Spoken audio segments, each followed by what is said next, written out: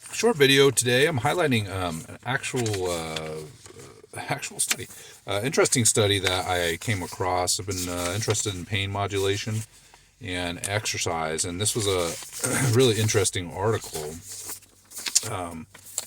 That it was an article, it was an original research study. It's called "Physical Activity Prevent the Age-Related Decline in Endogenous Pain Modulation." I'll explain all that gibbly goop means.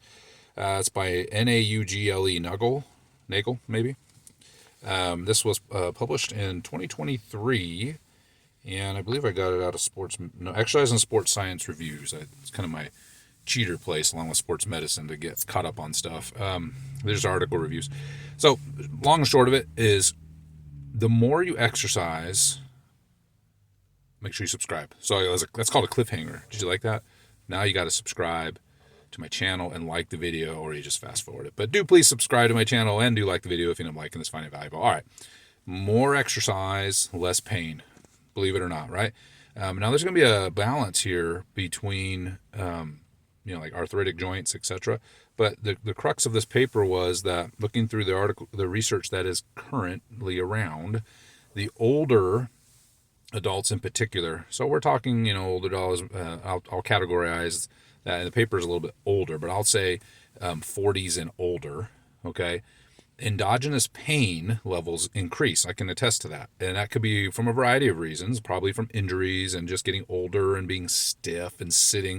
If you haven't watched my video on that stretch, there's more than that one stretch, by the way. I'm not using it as like a magic bullet, but it certainly is a very powerful one when it comes to lower extremity anyway. And I'll show you some upper body ones too later, or talk about them anyway. But when it comes to, pain, the older we get, the more pain we tend to sit in. It turns out that, not probably a surprise to those of you that are older like myself, and maybe even older than myself, that the more you train, the better you feel. And it may have to do, though, with actual, there's some physiology of the neurological system, but some of it is just simply, the effect of, if you bang your arm against something, you rub it, right? I mean, that's what you do first. Well, the reason that we do that is because pain receptors are pretty slow.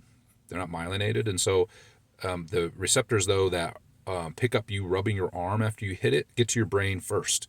And so the signal in your brain is, hey, you're rubbing your arm, and the signal for, ow, I just hit my arm on that bar over there, okay, that doesn't come in as strong, all right? And so kind of on a more of a global sense, you go train, and the pain, which may not be, I'm not talking about necessarily joint pain, but the pain of moderate to vigorous activity especially, so like lifting weights, that kind of pain will tend to override the chronic pain that you might be dealing with. Like for me, it's a challenge, especially from when I sit long periods of time. I get sciatic pain, and that's from the years of abuse of college sports and lifting weights improper, too quickly, too fast, and just being older. I mean, you're going to get beat up when you lift heavy for a long period of time. That's just kind of natural that it happens.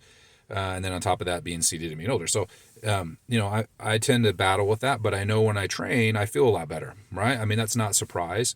There's certainly the blood flow effect. And so more blood to the area, right? Tissues heal faster, they feel better. But again, there could be this kind of, what's the word? I can never say this word. I know the word analgesic, did I say that right? Okay. Effect wherein, the pain is mitigated by other pain, right? So you kind of deflect the pain into the pain of exercise. And then once you start training, obviously muscles get stronger and there's less stress on joints. And again, range of motion is perhaps recovered. That was causing that stiffness, and maybe because there's a muscle imbalance. Like if you sit all day long, your hamstrings are shorter, you elongate them, you go through the pain of that. Because you had lower back pain, you go through the pain of that. You get delayed onset muscle soreness in your hamstrings. That tends to override your lower back pain. And then when the muscles do heal, they're longer. And so now the lower back pain is relieved a little bit. You want to go train more. You'll let your hamstrings get even stronger, et cetera, et cetera, et cetera. That pelvis stays in the position it needs to, so it stops tugging on those erector muscles, and you go on from there, assuming that you don't have a herniated disc or something like that. But even then, right, the more movement, the better. So this idea of movement is medicine, right? I think that's a pretty strong term, but I'll roll with the idea of it. If we got to get out and move. Now, the hard part is moving when you're in pain, and making sure you don't let pain make you immobile. Some of you are younger watching this. You're like, dude, I'm fine. Okay, well, it's going to happen to you. And the best thing to do is kind of be ready for it and keep training through the pain. Okay. Now, no pain, no gain has its limits. I'm not talking about a significant injury. Like if you have torn your ACL, go seek medical attention. If you have a herniated disc, you're going to have to be very careful about how you train. If you have, though, some muscle pain or some even arthritic pain, I highly recommend you keep training. Just obviously those times when the pain is high, you take the downtime, right? When you're feeling good, though, train reasonably hard. And I don't mean go till you are in pain, but go and push those muscles, right? Got to keep moving, okay? No matter what age you are, you have to keep moving. I think it's the bottom. Even light, in this article pointed this out, light intensity exercise had that same kind of blunting of endogenous pain. So movement is medicine in that way, and there is a physiological, neurophysiological mechanism that seems to be at work. Not surprisingly, and it's not just something that you're perceiving, and it's not just the power of blood flow. There seems to be some neural effect going on as well. So, just want to encourage you to keep moving. And if some of you are older out there, 40 plus, it's going to be even more important that you keep moving. You got to keep moving. I would highly recommend lifting weights. And if you say, well, I can't put a bar on my back, go watch my video on machines versus barbells and stuff. It doesn't matter. Just provide resistance. There's nothing magical about a barbell. Even though I like the barbell. What is magical is the resistance. So, if you have to start out with bands or your own body weight or machines because you can't even squat your own body weight yet, do it.